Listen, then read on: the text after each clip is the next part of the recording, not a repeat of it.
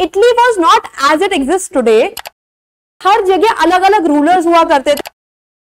कैसे एक राजा ने सब जगहों को कैप्चर कर एक देश बनाया जिसको हम कहते हैं।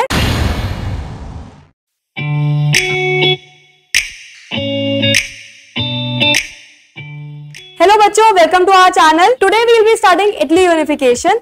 जब हम इटली यूनिफिकेशन की बात करते हैं तो basically what we are trying to understand is कि बिफोर 19th सेंचुरी या even in early 19th century Italy was not as it exist today.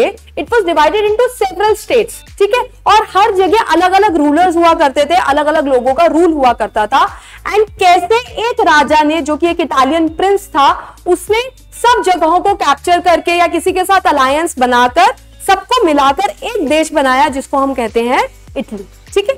सो सबसे पहले हम समझते हैं कि Italians were scattered over several dynastic states. अलग अलग डायनेस्टी, अलग अलग रूलर्स के अंडर थे वो। सो अगर हम मिडल ऑफ 19th सेंचुरी की बात करें, सो जो इटली था वो आपका 7 अलग अलग स्टेट्स में डिवाइडेड था। हम देख सकते हैं अलग अलग कलर्स में डिवाइडेड है, ठीक है।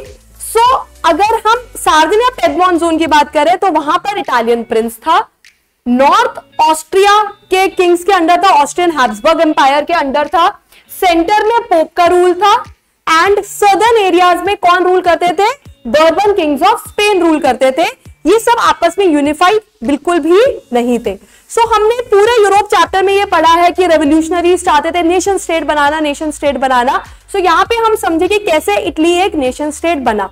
जब हम नेशन स्टेट के बारे में पढ़ रहे थे तो हमने पढ़ा एक रेवोल्यूशनरी के बारे में, गिसेपी मजीनी पढ़ा था।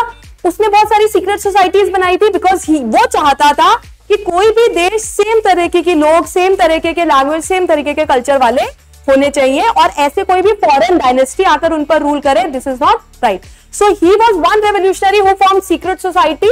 हम पहले भी पढ़ चुके हैं। सो जिसेपी मजीनी ने सीक्रेट सोसाइटी बनाई थी यंग इटली, एंड उसने बहुत बार रेवोल्यूशन करने की कोशिश करी बट उसके रेवोल्यूशन को हमेशा सप्रेस कर दिया गया। सो 1831 और 1848 में उसने रेवोल्यूशन करा बट इट फेल्ड।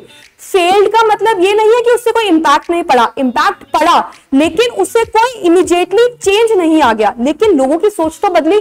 लोगों को तो लगा कि हाँ, हमें क्या करना है, एक इटली देश बनाना है या अपने फेलो पीपल को, जिनसे हम कनेक्टेड फील करते हैं, जिनके साथ हम शेयर्ड कल्चर फील करते हैं, हम उनको एक नेशन स्टेट में लाना चाहते हैं।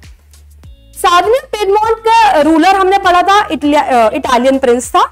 सो किंग विक्टर इमानुअल II ने क्या करा? उसने डिसाइड करा that he will unify all the Italian states. और उसका chief minister who was a very smart and who was a very tactful chief minister, उसने बहुत अच्छे टैक्टफुल, बहुत इंटेलिजेंस यूज करते हुए डिप्लोमेटिक अलायंस बनाया। किसके साथ? फ्रांस के साथ। एंड सक्सेसफुली लड़ाइयां लड़ी, वॉर्स लड़ी, जिसके अंदर उसने ऑस्ट्रियन फोर्सेस को भी हरा दिया। हमने पढ़ा था कि ऑस्ट्रियन हैब्सबर्ग एम्पायर रूल कर रहा था नॉर्दर्न एरिया में। सो उनको भी वॉर्स के साथ हटा दिया गया, हरा दिया गया। एंड फ्रांस के साथ भी डिप्लोमेटिक अलायंस बनाया गया ताकि ये काम अच्छे से हो पाए। एंड ये वो इसलिए भी कर पाया था क्योंकि काफी सारे लोग चाहते थे ऑस्ट्रिया को हराना, ठीक है। सो नॉट जस्ट है, उसके अलावा जो रेवोल्यूशनरी है जैसे गिसेपी मजीनी था, ऐसे जिसेपी गरीबार्डी, इसने भी अपने साथ बहुत सारे रेवोल्यूशनरीज को इंस्पायर करा, उनको भी बोला, प्रोत्साहित करा कि आप भी चलो और इन किंग्स को हटाओ। So large number of armed volunteers, वो वॉलंटियर्स जो लड़ाई करने के लिए तैयार थे और वो गए और उन्होंने किनको हटा दिया? They marched into south Italy and उन्होंने वहां से किनको हटा दिया?